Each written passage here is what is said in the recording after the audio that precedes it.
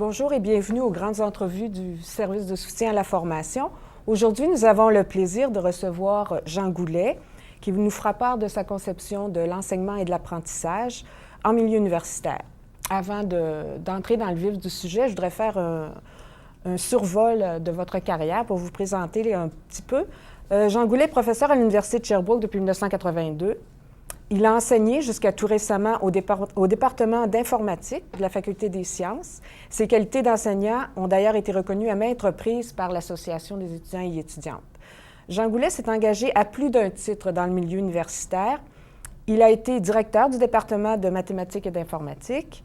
Il a été membre du comité exécutif du syndicat des professeurs et professeurs de l'Université de Sherbrooke, le SPUS, pendant une dizaine d'années. Et il a d'ailleurs été président de ce syndicat de 91 à 94. Il a été membre du comité scientifique du Centre francophone de recherche en informatisation des organisations, le CEFRIO, trésorier de la Fédération québécoise des professeurs et professeurs d'université, la FQPPU, doyen de la Faculté des sciences, membre du bureau et trésorier du réseau de sciences de l'Agence universitaire de la francophonie, membre de l'exécutif du Conseil canadien des doyens de sciences, membre du conseil d'administration du Conseil du loisir scientifique de l'Estrie, membre du conseil d'administration de l'ACFAS depuis 2001 et vice-président depuis 2004 et président du 69e congrès en 2001. Depuis peu, Jean Goulet est directeur du Bureau de l'innovation au ministère des services gouvernementaux. Alors, Jean Goulet, bonjour. Merci d'avoir accepté notre invitation. Vous êtes à l'université depuis presque 25 ans maintenant et vous avez connu l'université sous différents angles, si je peux dire. Est-ce que votre façon de concevoir l'enseignement et l'apprentissage ont beaucoup évolué au cours de votre carrière universitaire? J'ai été, en fait, avant de venir à l'université, j'ai enseigné pendant 9 ans au Collège Champlain à Lennoxville. Alors, j'enseigne à temps complet depuis 1973, mais pendant mes études, j'avais enseigné aussi comme chargé de cours dès 70. Donc, ça fait 35 ans, en gros, que j'enseigne. Là. Ça paraît pas du tout. C'est sûr. Est-ce que ma conception de l'enseignement a changé? Je dois vous dire que non.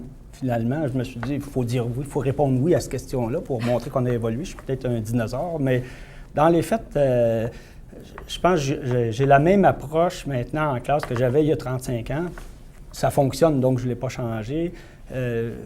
Je rentre dans la classe avec des étudiants pour tenter de renverser la connaissance. Mon objectif, c'est de renverser la connaissance, pas au sens révolutionnaire, mais au sens de... On a des connaissances qui ne sont pas procédurales, on a des connaissances qui sont formelles et il faut les renverser, les connaissances, pour résoudre des problèmes. Pour moi, résoudre un problème, c'est inverser une connaissance, c'est-à-dire ne pas juste savoir qu'est-ce qu'est un objet, mais comment s'en servir pour arriver à nos fins.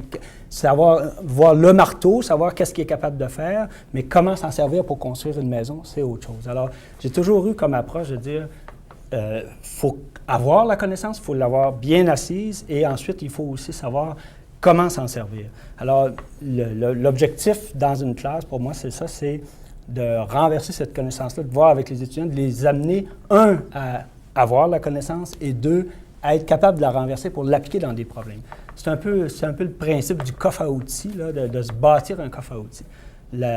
Parce que la résolution d'un problème, en informatique, on essaie de résoudre des problèmes. Des fois, on en crée plus qu'on en résout, mais on essaie de résoudre des problèmes. Mais l'idée, c'est que souvent, il faut arriver justement à faire la différence entre l'approche pour résoudre un problème, c'est une approche de haut en bas, mais la connaissance est rarement de haut en bas. La connaissance, elle, est de bas en haut. On apprend un peu en mettant des choses ensemble, en se construisant un coffre à outils.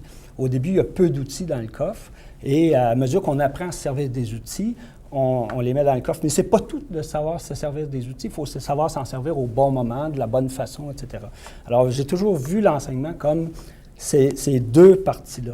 La première partie, c'est bâtir avec les étudiants un bon coffre à outils, des bons outils, là, et deuxièmement, bien apprendre à s'en servir. Alors, on se questionne souvent comme prof, qu'est-ce qu'on fait dans la classe, en quoi est-ce qu'on est mieux qu'un bon livre? Des fois, un bon livre, on a vu des bons livres, mais même un bon livre, c'est de la connaissance qui est, en informatique, on dit flat, c'est-à-dire qui est sans structure. C'est des mots alignés les uns à la suite des autres. sur les 10 000 mots qu'il y a dans un texte, où est-ce qui est la phrase importante? Qu'est-ce qui est vraiment structurant dans le livre? Et l'idée, c'est que le prof donne la structure, finalement, à cette information-là. Et est capable de dire aux étudiants, mais ça, c'est très important, ça, c'est moins important, etc. Alors, c'est là que moi, je vois que c'est très utile, ces outils-là qui sont à côté, mais il faut se méfier parce que celui qui a la connaissance voit la structure, mais il ne peut pas savoir que l'autre ne la voit pas, lui. Alors, dans les faits, donc, c'est pour ça que je dis un peu en boutade, ça n'a pas changé parce que cet aspect-là est resté tout le temps. Il y a un aspect particulier aussi en informatique qui caractérise l'enseignement de l'informatique par rapport à tout le reste. J'ai toujours dit que l'informatique, c'est la seule science où les étudiants ne croient pas ce que le prof dit. Jusqu'à un certain point, les étudiants arrivent ici en se disant « j'ai rien à apprendre en informatique. J'ai déjà tout su ça, je suis sur le web depuis... C'était déjà ça il y a 15-20 ans. Je suis sur le web continuellement, j'ai bisouné ça depuis... j'ai rien à apprendre. » Il faut commencer par un peu défaire cette idée-là qu'il n'y a rien à apprendre avant qu'il puisse apprendre quelque chose. Il y a un défi supplémentaire en informatique qu'il n'y a pas. Un étudiant de physique croit ce que le prof va lui dire et sait qu'il y a des choses à apprendre. Mais souvent, il y a des étudiants d'info qui ça leur prend 1 ou 2 sessions avant de se rendre compte qu'ils ont des choses à apprendre, effectivement. Et la structure dont vous parliez tout à l'heure, est-ce qu'elle est identique pour tous les étudiants? Est-ce qu'il y a... Non, parce qu'il y a des étudiants qui sont plus formels que d'autres, qui voient déjà facilement cette structure-là, qui sont capables de l'abstraire à partir des informations, sont capables de voir la structure, et d'autres, il faut leur montrer. Alors, c'est pas un système où c'est la même recette pour tout le monde. Il faut vraiment s'adapter à chaque étudiant. Et puis, les étudiants ne viennent pas tous pour la même raison. Il y en a qui visent, qu'on pourrait dire, l'excellence, qui veulent devenir très bons, continuer, faire des doctorats, etc. Il faut les pousser, il faut leur permettre de faire ça, mais pas à l'exclusion des autres. Et c'est l'équilibre qui est important. Est-ce que vous diriez donc que le rôle du professeur n'a pas vraiment changé au fil des années, étant donné que... Moi, mon rôle, je ne vois pas qu'il ait changé, puis je ne veux pas imposer aux autres ma vision de ce que c'est l'enseignement, mais je pense que quand on atteint cet objectif-là, bon, c'est pas grave si on le fait de la même façon qu'il y a 35 ans. Évidemment, si ce qu'on fait est dépassé et n'atteint pas l'objectif, là, il faudrait changer. Mais pour ma part, je dois avouer que je n'ai pas changé du tout ma façon de faire. Certains étudiants vont vous dire que je fais encore les mêmes blagues, mais c'est pas à ce point-là. Là. Mais dans les faits, je n'ai pas changé tant que ça ma façon de fonctionner. Peut-être parce que ça fonctionne. Probablement parce que ça fonctionne. Si on parle plus spécifiquement du domaine des sciences, mais en fait en général aussi, mais est-ce que la culture générale a encore sa place dans la formation universitaire et peut-être en particulier là, dans le domaine scientifique? Quand, vous allez encore reconnaître mon âge, là, quand j'ai fait les dernières années du cours classique, on disait que la culture, c'est ce qui reste quand on a tout oublié. Alors, c'était une façon dont on nous disait ça. Et c'est ce qui sert à rien jusqu'à un certain point, mais ce qui est le tissu qui permet de tout épingler le restant. La culture générale, c'est sûr que ça a de la place parce que justement, sinon, on a un paquet de connaissances éclatées qui ne sont pas reliées entre elles. Et la culture, c'est ce qui permet de faire un tissu autour de ça. Pour moi, le problème de la culture générale dans nos programmes à nous, au Québec, il est relié au contrat social qu'on a fait avec les cégeps. C'est qu'on finalement, pour le meilleur ou pour le pire, là, on a décidé de faire un ordre d'enseignement supérieur intermédiaire qui donnerait cette culture générale-là, où il y aurait les cours de philo pour tout le monde, français philo, etc. Et à ce moment-là, en contrepartie, un peu en réaction à ça, nos bacs, en tout cas en sciences, se sont mis à se spécialiser beaucoup. Et on a extrait en se disant, c'est fait au cégep. Mais c'est un pis-aller, c'est très mauvais de compartimenter comme ça et de mettre ce qui pourrait être vu comme des cours, entre guillemets, de culture générale dans un temps, d'abord dans 2 premières années, puis après ça, dans 3 autres années, toute la spécialisation.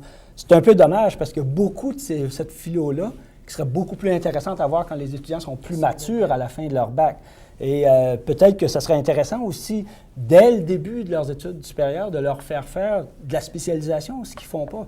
Les étudiants au cégep ne font pas d'informatique. Ceux qui viennent en informatique n'en ont pas fait au cégep. Pas du type d'informatique qu'on fait. Ils ont fait de la chimie, de la bio, mais ils n'ont pas fait d'informatique. Alors, ils attendent comme 2 ans avant de pouvoir faire de la spécialisation. Et pendant ce temps-là, c'est cette dichotomie-là. Moi, je pense que le contrat social qu'on a fait avec le cégep, est-ce qu'il est changeable? Je ne sais pas. Mais ce qui est certain, c'est que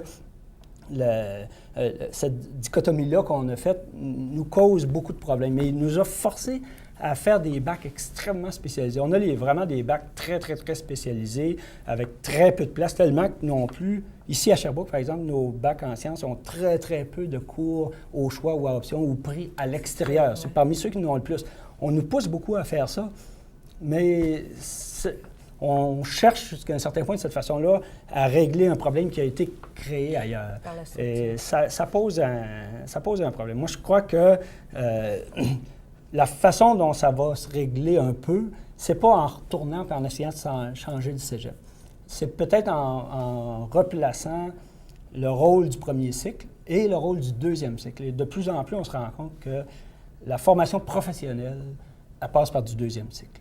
Partout, ça a commencé, ce serait les comptables. On voit que les psychologues ont passé au troisième cycle.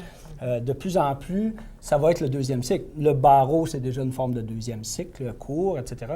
Il y a de plus en plus de secteurs professionnels où c'est le deuxième cycle qui devient professionnalisant. Certains, là où il va y avoir des problèmes, entre guillemets, à passer à un deuxième cycle professionnalisant, c'est dans les endroits où on a fait un quasi, ça, c'est-à-dire en faisant des bacs de 4 ans. Je pense en éducation et en génie. En éducation, ça crée des problèmes. Ça devrait être le deuxième cycle, à mon avis, mais je ne veux pas leur dire comment fonctionner, mais ça devrait être le deuxième cycle qui soit professionnalisant et que le premier cycle soit pas l'aspect professionnel. Maintenant, en même temps, il ne faut pas recréer le problème qu'on a fait avec les cégeps et tout déconnecter non plus. Mais c'est toujours une recherche d'équilibre, finalement. Où est le meilleur équilibre? Et c'est certain que dans 10 ans, il n'y aura plus dans 10 ans de premier cycle professionnalisant. À cause de la complexification des connaissances, je suis persuadé que le premier cycle, dans quelques années, va être Donc, il va reprendre son caractère un peu plus général parce qu'il n'y aura pas un impératif professionnalisant à court terme. Donc, il y aurait peut-être plus de place à ce moment-là pour la culture générale qui, si je traduis bien votre pensée, là, qui sert de lien. Ouais. C'est un peu ce qui sert de lien à tout l'ensemble des connaissances que peut acquérir quelqu'un. C'est ça. Remarquez que la nature ayant, comme on dit, horreur du vide, ce qui est un faux principe, là, mais c'est commode de l'utiliser. Les étudiants, jusqu'à un certain point, ils pallient à ça. Ils trouvent d'autres façons de faire la même chose. Peut-être qu'un des éléments, les rôles des profs ont peut-être pas changé tant que ça, mais le rôle des étudiants a changé dans l'apprentissage, par exemple, beaucoup. Okay. Et ce qu'il y a maintenant, qui était moins présent, je pense, il y a plusieurs années, c'est la notion de réseau. Aujourd'hui, c'est aussi important pendant qu'on étudie d'acquérir des connaissances, de savoir comment s'en servir, que de se bâtir un réseau d'aide. Parce qu'on ne va pas tout savoir nous-mêmes. Le fait de la complexification de la connaissance fait qu'on va avoir besoin d'autres personnes. Et la construction d'un réseau de personnes qui vont nous aider, c'est extrêmement important. Moi, là où je l'ai vu le plus, c'est dans nos programmes. Le deuxième cycle, quand j'étais doyen, je gérais la partie environnement. Et on a monté, ça avait été monté avant moi, on a beaucoup poussé nos programmes de deuxième cycle de gestion de l'environnement, où il y avait des personnes qui venaient avec beaucoup d'orientations différentes. Il y avait des avocats, des ingénieurs, des biologistes, etc., qui suivaient ça. Et il y avait du contenu, énormément. Il y a énormément de contenu dans ce programme-là, mais je pense que l'élément majeur qu'il y a dans ce programme-là, c'est le réseau que ces étudiants-là faisaient entre eux. Et le fait de se bâtir un réseau qui, après ça, va s'étendre, parce que ce réseau-là a lui-même son propre réseau. C'est le principe d'Internet, c'est un réseau de réseau. Là. C'est un peu la même chose. C'est de se faire un réseau d'aide, parce qu'à ce moment-là, on n'a pas besoin de tout savoir nous-mêmes. On peut connaître quelqu'un qui le sait à notre place. Et ça, c'est extrêmement enrichissant. Et le fait de se bâtir ces réseaux-là, c'est, je pense que ce qui change le plus présentement. C'est ce qui a le plus changé. C'était beaucoup moins présent quand on était très disciplinaire. Maintenant, les étudiants ont tendance à faire ça et ceux qui le font sont ceux qui réussissent bien. Il y a un corollaire à ça qui est un peu embêtant pour l'organisation d'enseignement, c'est que pour bâtir un réseau, il faut donner la chance au réseau de naître et de grandir.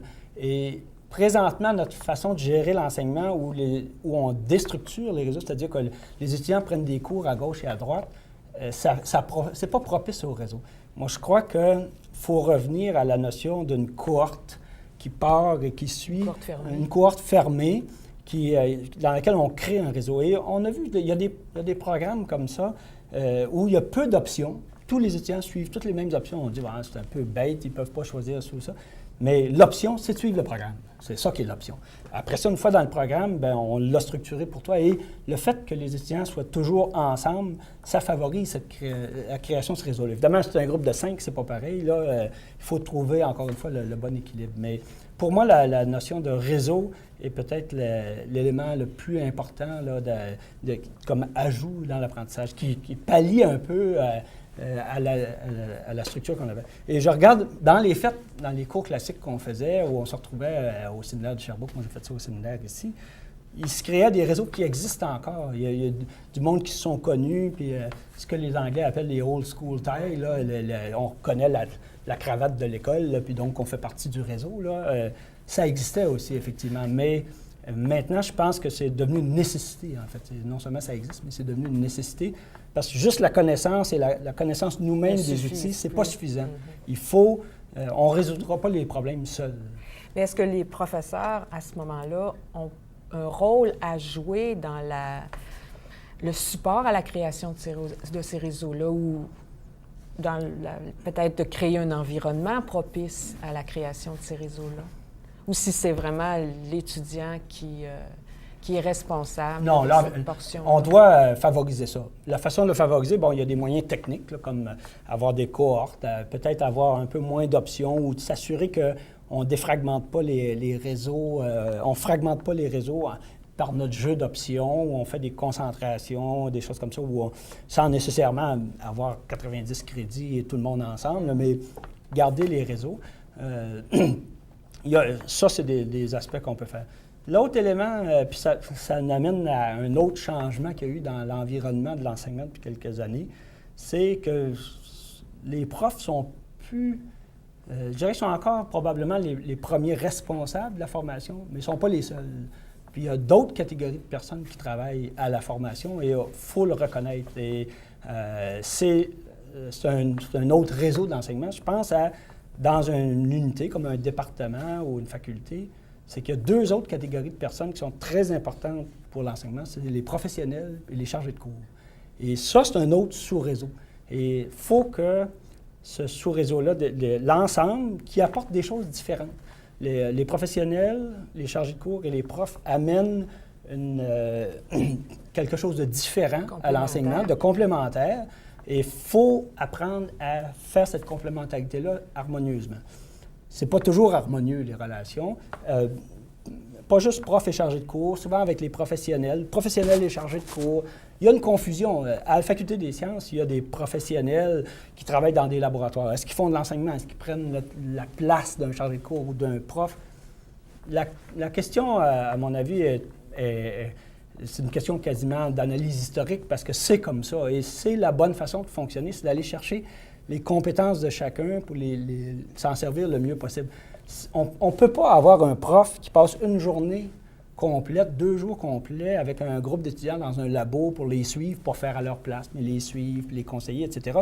Parce que le prof, on lui demande en plus de faire de la recherche, etc., et de publier, et surtout de diriger des étudiants gradués. À un moment donné, il y a juste 168 heures dans la semaine, là, on peut pas en faire plus que ça. Alors, il faut apprendre à bien partager ça. Et il y a des choses qui sont mieux faites par des professionnels que par des profs, mieux faites par des chargés de cours que par des profs, mieux faites par des profs que par des professionnels. Et comment est-ce qu'on arrange ça harmonieusement? Et je pense que c'est le plus grand défi qu'on a présentement dans l'organisation d'enseignement, c'est d'apprendre à vivre ensemble alors que dans le temps, depuis longtemps, c'était très hiérarchisé, organisé. Il y avait le prof, il y avait le soutien, ci, ça. Et on ne se posait pas de questions. Peu d'interaction. Mais je pense que l'idée, c'est de maintenant, on veut aller chercher le meilleur de ce qu'il y a dans chacun pour contribuer à la formation des étudiants. Parce que l'université, on dit souvent, a 2 missions, enseignement et recherche. Moi, je n'ai jamais cru ça. Là. Je pense que l'université a une seule mission, qui est la formation des étudiants, et a 2 moyens pour l'atteindre. Ce sont l'enseignement et la recherche. Parce que la recherche universitaire, qui serait déconnectée de la formation à la recherche, elle n'a pas vraiment sa place à l'université. Elle a sa place, c'est certain, dans le monde, mais elle n'a pas vraiment sa place à l'université. La recherche à l'université est une recherche qui doit être investie pour la formation à la recherche. Et ça, pour moi, ça me semble clair qu'à ce moment-là, dans un environnement de recherche, il n'y a pas juste le prof, il y a des professionnels de recherche qui sont très importants, qui apportent un soutien. Alors, je crois que apprendre à vivre harmonieusement, prof, chargé de cours, professionnel, trouver la bonne façon de faire ça, qui doit faire quoi dans le partage, c'est un élément majeur. Et ça fait partie, disons, des recettes. Les départements qui réussissent à bien faire ça, à bien intégrer chargé de cours, prof et professionnel, sont ceux qui fonctionnent le mieux et où pour les étudiants, finalement, ils ne font pas la distinction, vraiment. Ils voient, c'est des personnes qui gravitent autour d'eux, qui leur aident à progresser. Et les étudiants ne font pas ces distinctions-là que nous, on peut faire de l'extérieur. Et j'imagine que c'est une illustration concrète de ce qu'on leur demande. On leur demande de travailler en réseau. C'est ça. Et dans un département, on travaille aussi en réseau avec les autres professionnels. Tantôt, vous abordiez la question de la formation universitaire comme seule mission de l'université. Qu'est-ce qui devrait faire partie de la formation universitaire en 2005-2006, à l'heure actuelle? Une personne bien formée recevrait quoi? Une personne bien formée sortirait d'ici avec un bon coffre à outils, saurait comment s'en servir et saurait où aller chercher de nouvelles ressources, soit par des personnes, par son réseau, ou encore pour approfondir ses connaissances, parce qu'il n'y a pas juste... Il faut rajouter d'autres outils dans le coffre à mesure qu'on avance. Là. Il y a des nouveaux outils qui sortent, il faut les apprendre. Peut-être laisser tomber certains outils parce que le coffre est trop plein, puis etc., etc. Je pense que c'est ça que quelqu'un doit avoir. L'autre allégorie que je vois, fonctionne beaucoup par allégorie, c'est un casse-tête. Finalement, l'ensemble des connaissances...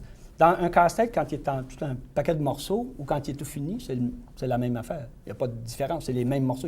On n'a rien ajouté au casse-tête en le mettant ensemble. Mais une fois que le casse-tête est fini, on voit l'image globale. Donc l'idée, c'est en même temps d'avoir tous les morceaux du casse-tête, de les avoir mis à leur place, d'avoir comme intégré tout ça. C'est de l'intégration. Intégrer tout ça, telle affaire, ça va avec telle affaire. Et à la fin, on a une espèce de vision globale de notre domaine. Parce que c'est pas la même chose non plus, informatique, biologie, éducation, philosophie. C'est toutes des cultures différentes. Et il faut respecter ces cultures-là. On entend souvent, la semaine dernière, c'était à une réunion où on parlait des œillères, les profs sont des œillères, ils ne voient que de façon très ciblée, très pointue. Il faudrait enlever les œillères. Moi, je vois ça un peu dans l'autre sens. Je vois ça à l'envers. Dans le fond, c'est que si la personne est allée dans tel domaine, c'est parce que c'est cette culture-là qui lui convenait. C'est une question de culture. Un physicien, ça ne pense pas comme un biologiste, etc. C'est pas pareil. Fondamentalement, ça a une vision différente du monde. Et l'idée, c'est pas d'essayer de prendre le physicien et d'en faire un biologiste ou un philosophe.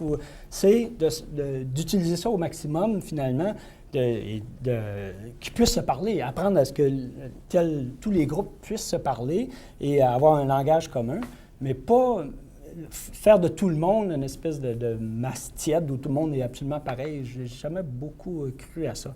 Je pense qu'il faut que chacun mette du sien et arrive avec sa culture. C'est une espèce de message du commanditaire que je voudrais faire à cette étape-ci, c'est... Je pense qu'il y a une petite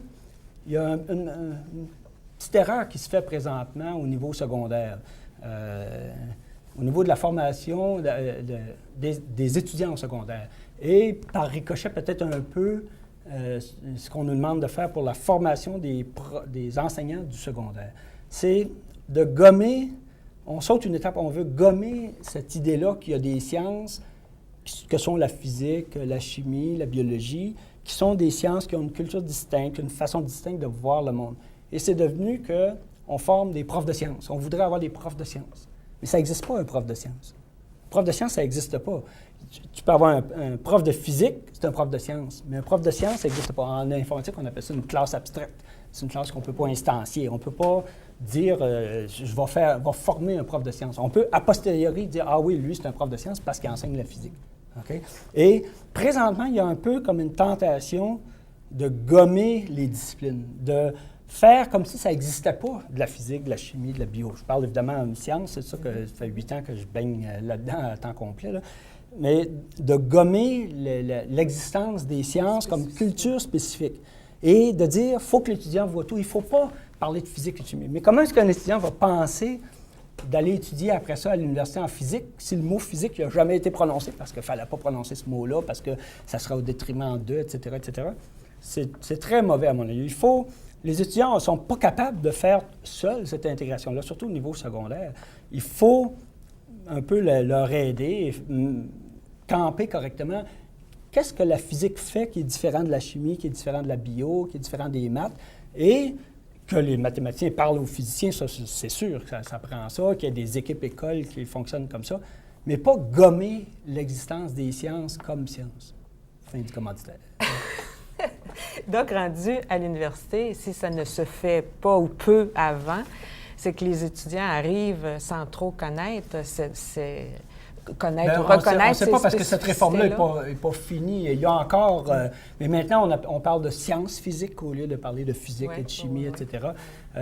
On va recevoir ces étudiants-là bientôt. On va voir comment ça va fonctionner. Il y a le passage au cégep, là, c'est pas évident à dire, qui fait partie de l'équation. Parce qu'au cégep, présentement, c'est encore des disciplines, c'est encore des départements disciplinaires.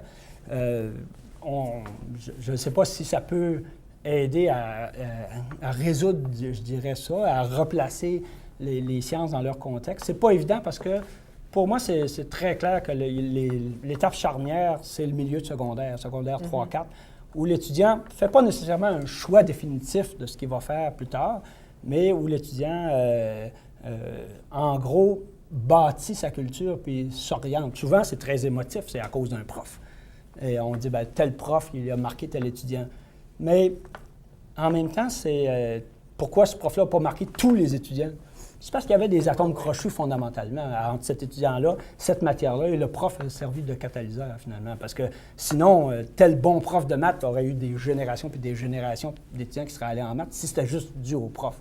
Il faut avoir une certaine humilité puis voir aussi que dans l'apprentissage des étudiants, on a une partie, mais une partie qui appartient aux étudiants. Vous avez nommé certains éléments là, qui devraient faire partie d'une formation universitaire de qualité. Je fais référence à votre casse-tête, les différents morceaux. Il y a différents éléments qui ont été identifiés. Mais les caractéristiques essentielles d'une formation de qualité aujourd'hui, vous les définiriez comment? Bien, un environnement de qualité. Il faut donner à l'étudiant un environnement de qualité et, dans lequel il va évoluer et l'aider à faire l'intégration des morceaux. Je pense en sciences, supposons qu'on parle de sciences, là, je ne veux pas parler pour les autres. Là. En particulier en sciences, la culture de la recherche, c'est très important. Et je pense qu'il faut, et ça devient, c'est de plus en plus ancré d'ailleurs dans nos programmes, il faut faire un apprentissage de la recherche le plus tôt possible. Pas dire que quand vous aurez tout appris au bac, de toutes les choses qu'il faut, là, on commencera à s'initier à la recherche. Mais commencer à donner aux étudiants le goût de la recherche. Donc, à la limite, le goût d'explorer des connaissances qui ne sont pas sûres, établies, dans des livres absolument garantis, mais d'explorer, puis d'avoir le droit de se tromper, puis de prendre tel chemin, puis apprendre finalement du fait que ça n'a pas fonctionné, puis il faut faire ça autrement, et intégrer ces choses-là. Et donc, moi, je pense que c'est l'intégration de la recherche le plus tôt possible dans le premier cycle. Présentement, nos bacs, nous, en sciences, on a mis une initiation à la recherche, un apprentissage de la recherche dans à peu près partout, au niveau au moins de la 3e année. Il y a ce qu'on appelle soit des crédits de recherche, des projets de recherche, des choses comme ça, qui permettent aux étudiants, pour le vrai, pas de façon didactique, mais pour le vrai, d'aller dans un labo, de travailler avec le prof, faire des erreurs jusqu'à un certain point, émettre des hypothèses, vérifier des hypothèses, etc., faire tout le cycle de la recherche. Et finalement, les étudiants, c'est ça qu'ils veulent. Moi, je suis allé souvent dans des écoles secondaires pour répondre à des questions sur nos bacs. J'étais toujours surpris du nombre de questions qu'il y avait sur l'après-bac. Tu vas faire une maîtrise puis un doctorat. Parce que les étudiants, quelqu'un qui a 16-17 ans, il ne veut pas avoir un job métro, boulot, dodo. En général, il veut changer le monde. Hein? C'est ça qu'ils veulent. Tous les adolescents veulent changer le monde. Alors, l'idée, c'est que faut leur donner l'occasion de changer le monde, finalement. Leur donner l'occasion de partager l'intérêt de la recherche et, à ce moment-là, de partager ça. D'autres éléments qui peuvent ajouter à la qualité de ce qu'on fait. J'aime bien le mot qualité par rapport à excellence parce que la qualité pour moi, c'est un objectif collectif, puis l'excellence, c'est un objectif individuel.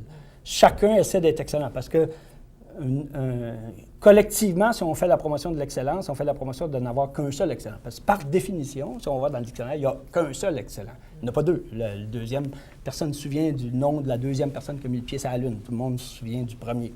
C'était Aldrin. Là. Moi, je m'en suis souvenu à ce moment-là. Je me suis dit, il faut que je me souvienne du nom du deuxième, puis que le troisième, qui n'était même pas, s'appelait Collins. Il va falloir que je m'en souvienne parce que personne ne va s'en souvenir. Alors, l'idée, c'est qu'il y a un seul excellent. Alors, la promotion de la qualité, c'est un objectif collectif. Et l'excellence, c'est les individus qui courent ça. Il faut donner la chance, évidemment, aux individus de poursuivre un objectif d'excellence, mais on ne peut pas avoir un objectif d'excellence collectif, on a un objectif de qualité. Peut-être à contrario, je dirais que, plutôt que de dire qu'est-ce qui fait la qualité, si on regarde notre façon de fonctionner, quelles sont les embûches, quelles sont nos entraves à la qualité qu'on a présentement. Puis, moi, je dirais que présentement, c'est une des grosses entraves qu'on a, c'est le cours de 3 crédits. C'est l'espèce de moule dans lequel on rentre pour faire un cours de 3 crédits. Donc, on fragmente la matière en 3 crédits. Je ne veux pas faire des moins que ça, je veux faire des plus que ça. Idéalement, ça serait un cours de 15 crédits. Ça, c'est comme Socrate, il donnait des cours de 15 crédits. Il avait de son monde tout le temps avec lui, puis il parlait de tout, là. Bon, je pense que c'est peut-être un peu illusoire de vouloir faire ça, mais il y a peut-être des mitoyens, il faudrait peut-être regarder un peu pour faire des blocs pour que l'étudiant, c'est pas le nombre de crédits qui compte, c'est plus le nombre de sujets différents que l'étudiant doit tenter d'intégrer par lui-même. S'il y a 5 sujets complètement différents, puis le lundi c'est ça, puis le mardi c'est ça, comment vous voulez qu'il intègre tout ça, puis qu'il fasse un tissu avec ça, puis qu'il voit l'image globale? C'est très difficile. Si on ne lui aide pas, peut-être en faisant une partie du chemin pour lui, donc en faisant des choses un peu plus intégrées.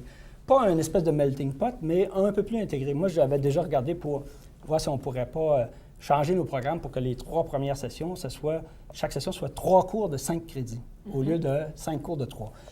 Ou encore, l'autre option, c'est qu'on fait beaucoup dans nos programmes de 2e cycle de formation continue et qui fonctionne parfaitement, c'est de faire de la séquence plutôt que du parallèle. Donc, de prendre un cours puis de le donner en intensif pendant 5, 6, 7 semaines et on ne fait que ce sujet-là pendant ce temps-là. Et ça, c'est une autre option. Il n'y a pas juste une recette, évidemment, mais je pense que le cours de 3 crédits dans lequel on a un contenu, puis pour le prof, lui, il ne voit que ça. Que je sois prof ou chargé de cours, c'est pareil, là. Il ne voit que son cours de 3 crédits. Pour lui, c'est toute une matière, c'est un tout. Mais pour l'étudiant qui en voit 5, il va en laisser tomber 2-3. Il va faire le minimum dans 2-3, sauf les très, très bons étudiants. Mais comment on va faire pour qu'il intègre tout ça dans faire un tissu avec ça? C'est pas évident. En fait, le professeur ou le programme ou le département, là, peu importe, a un rôle à jouer, si je comprends bien, pour créer les situations qui vont permettre à l'étudiant d'obtenir ce que vous appelez cette vision globale-là, permettre d'intégrer l'ensemble des connaissances, de les lier ensemble. C'est ça. Et ce qu'il y a à faire dans un département ou dans une unité quelconque qui s'occupe d'un programme, c'est d'avoir une équipe de programme. Donc, que tout le monde soit impliqué. Il n'y a pas de hiérarchie. Donc, les profs, les chargés de cours et les professionnels soient intégrés dans cette équipe de programme-là et que chacun sachent ce que les autres font. Aussi, ce que je trouve, on regarde la situation au cégep, il y a plusieurs départements au cégep où il y a des très bons pédagogues, etc., mais qui sont déconnectés de la recherche de leur domaine. C'est pas de leur faute, c'est comme ça. Là, ils enseignent 10 cours par année, etc. Ils font beaucoup, beaucoup d'enseignements. Ils sont comme déconnectés de la recherche. Et ça a un effet à la longue. Et moi, je trouve ça déplorable que souvent nos chargés de cours soient aussi déconnectés de ce qui se passe dans le département. Les chargés de cours qui viennent donner des cours, souvent, ne savent pas ce qui se passe en recherche dans le département.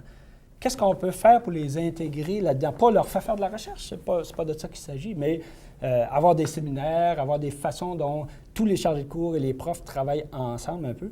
Et pas nécessairement que tout le monde qui fait de l'enseignement fasse tous de la recherche, mais que tout le monde soit au courant pour que, de l'autre point de vue de la lorgnette, quand l'étudiant regarde cet ensemble de personnes-là qui gravitent autour de lui, il voit que c'est cohérent, qu'il n'y a pas un groupe qui a tel intérêt, puis tel groupe qui a tel autre intérêt. Puis des fois, un parle un peu en mal de l'autre à ce point-là même. Là.